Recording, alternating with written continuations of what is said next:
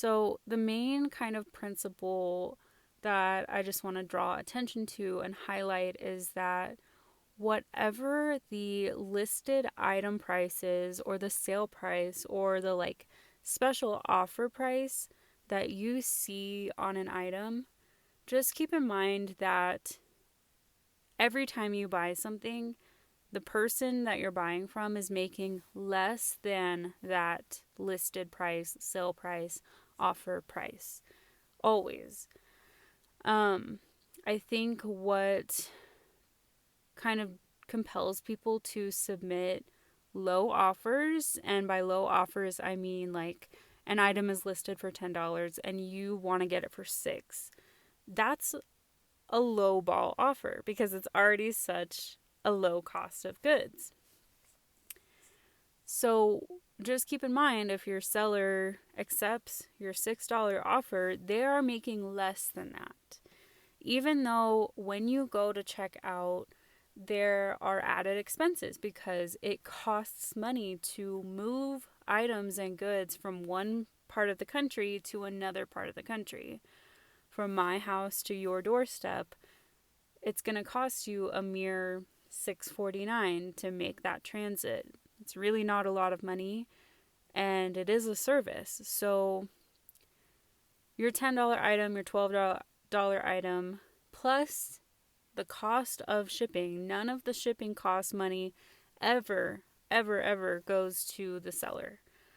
And then you're having to pay a state tax because every state, probably for the most part, has sales tax, and Depop has to comply with that, right? So when you go to check out this thing that you thought you were going to get for super cheap, you're actually still getting it for super cheap.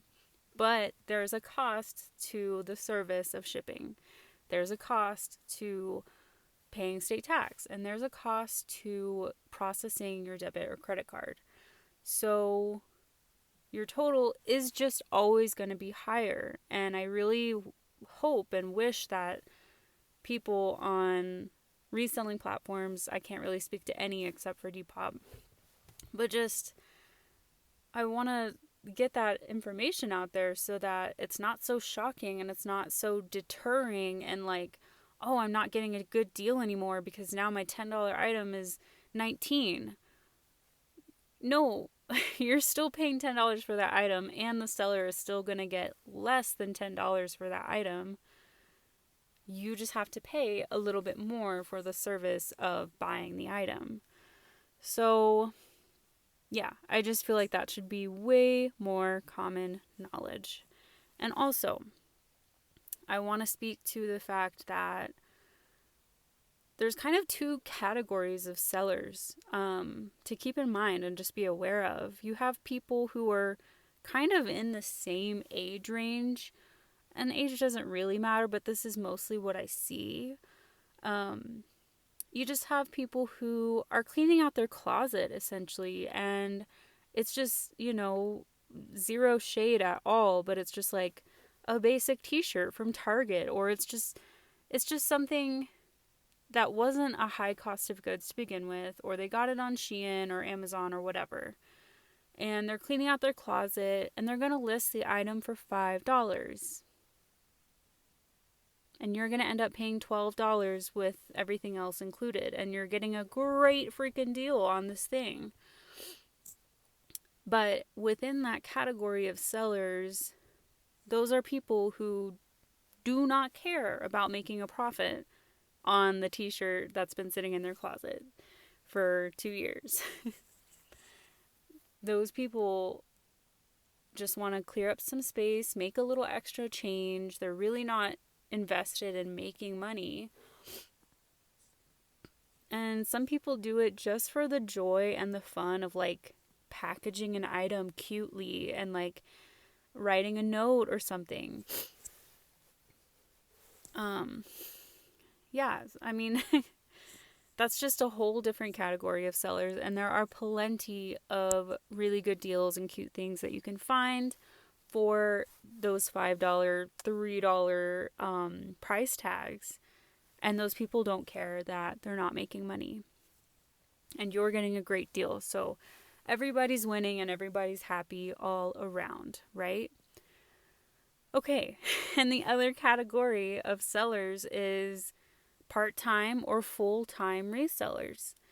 These people, and I'm including myself in this, are spending part-time hours or full-time hours. I personally am logging roughly like 20 hours a week. I'm clocking in and out. I'm treating it like a job because it is. And I know that there's people who are on many platforms and they really are doing it like 40 hours a week or more.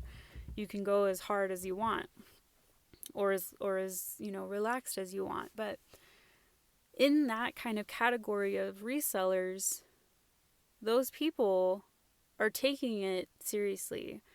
And I can definitely speak for myself in saying that I know that I have a great skill set and a great set of criteria, basically, so that when I go and I source goods to begin with, I'm picking up the good shit. I really am. People are leaving behind a $950 cashmere sweater and it's in beautiful condition. People are leaving behind, early 2000s Banana Republic pristine men's wool sweaters. People are leaving behind a Grateful Dead 90s lot tee or a Britney Spears 2001 tee. And I'm picking it up.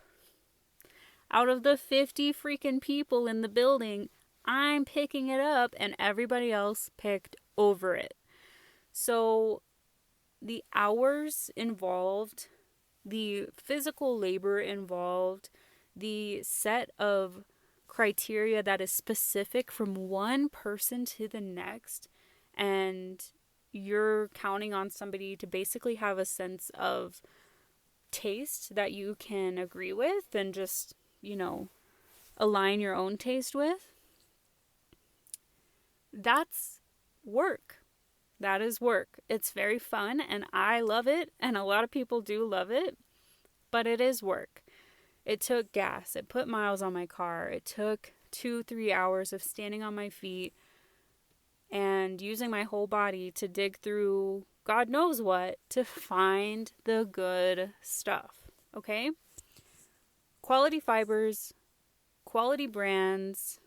I'm not selling you a bunch of polyester crap from Shein or Amazon or whatever. If it's super trendy and it's really cute, maybe. And it'll be a low sale price.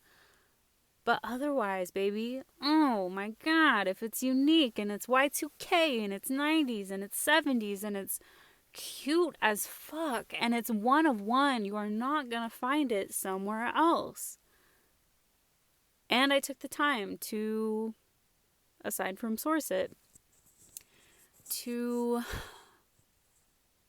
take nice photos, take the measurements, make an accurate description that is thorough and informative, and do the research on the maker, do the research on the what year it was made, do the research to find out what people are actually buying it for so that I'm listing it at a market accurate price, something that is comparable to what people are actually buying it for.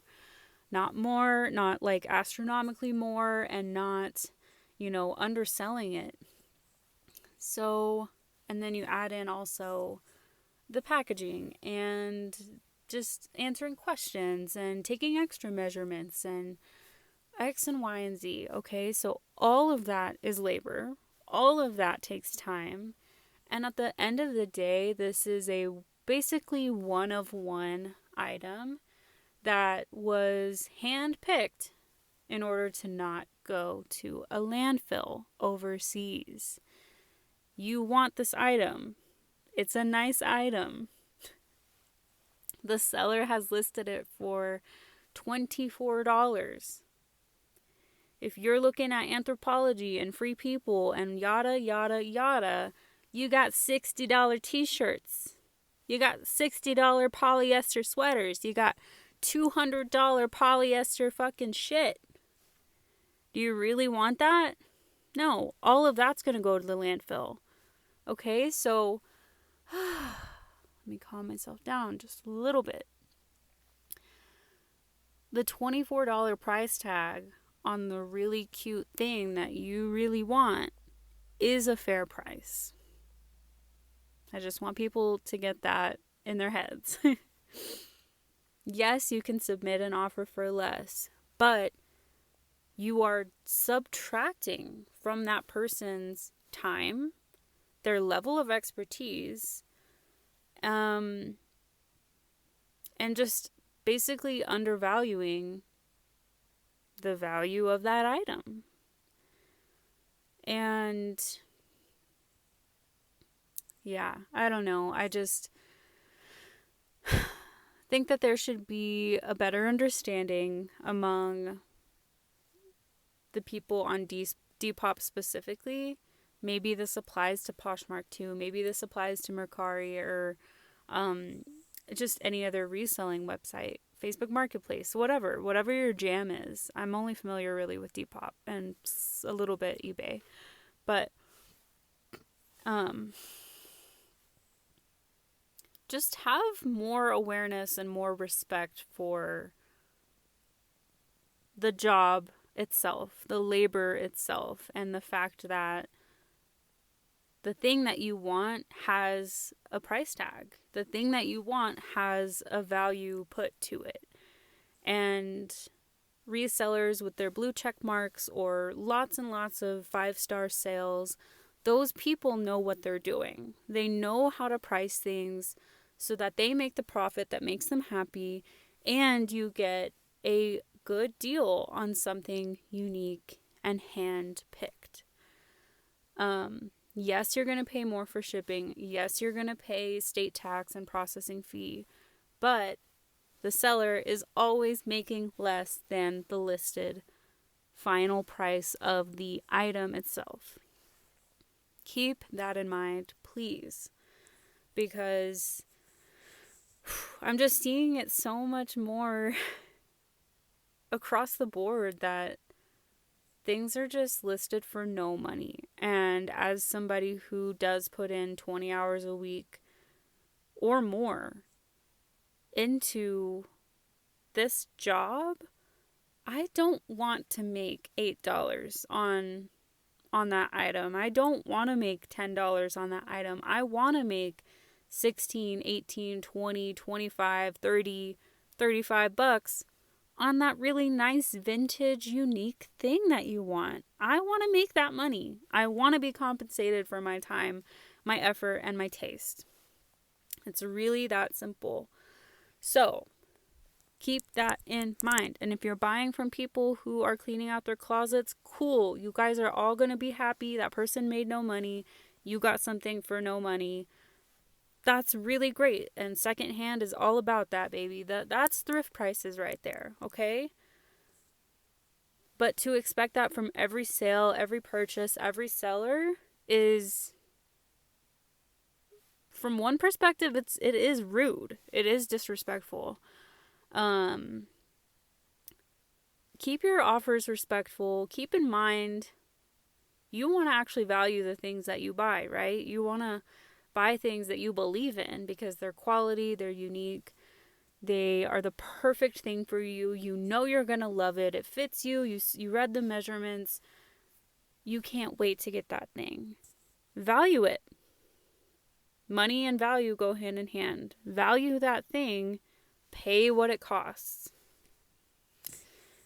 That's my spiel.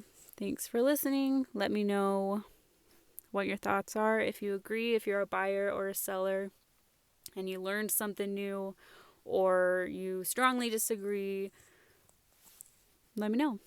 Thanks.